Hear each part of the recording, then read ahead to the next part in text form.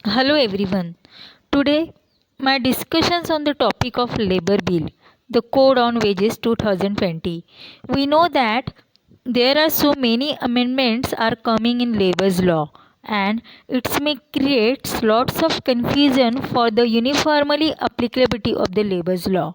So that's why I discuss on this topic for reduce the confusion. The Code on Wages 2019 received their assent on 20th September 2020. This code focused on the existing labor's law dealing with the payment of wages, overtime, bonus, minimum wages, etc. For the purpose of bringing uniformity in the definition of terms and reducing the burden of filing returns and maintaining the register under the different act. The code consolidate the four center labor legislations, namely the Payment of Wages Act 1936, the Minimum Wages Act 1948, the Payment of Bonus Act 1965, and the Equal Remuneration Act 1976. This code not only regulates the wages of workmen but also the wages of employees who were performing managerial and supervisory function. That means this code applicable to both workmen and employees also. Now the code on social security 2020.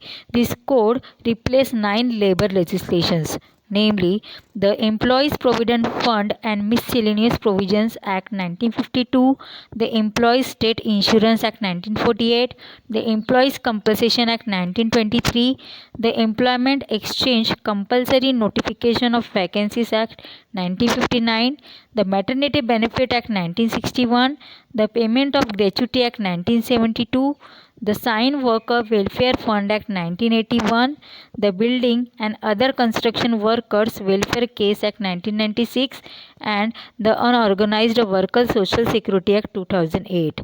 The Wage Code and the Social Security Code are now notified by the government in the official gazette.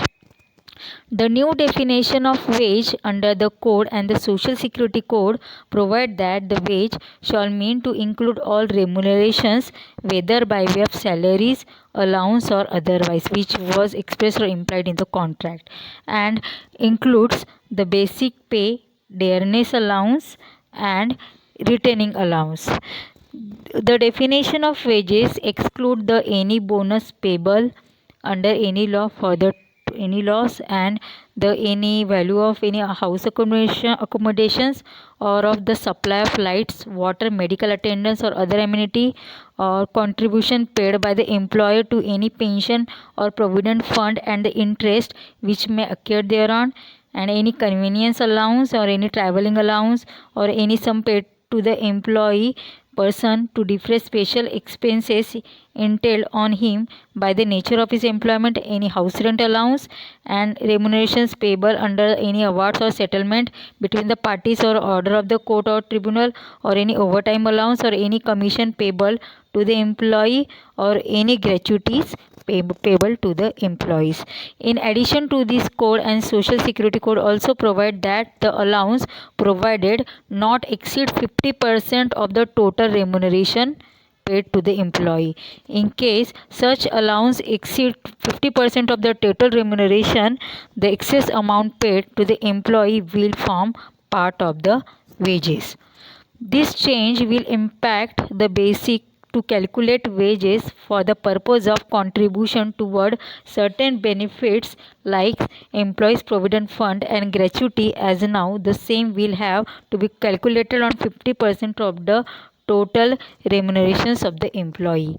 The change in the definition of the wages under the code and the Social Security Code will require employers in certain cases to the salary structure of the employees in such a way that basic plus DA plus RA should constitute 50% of the total wages of the employees. Thank you.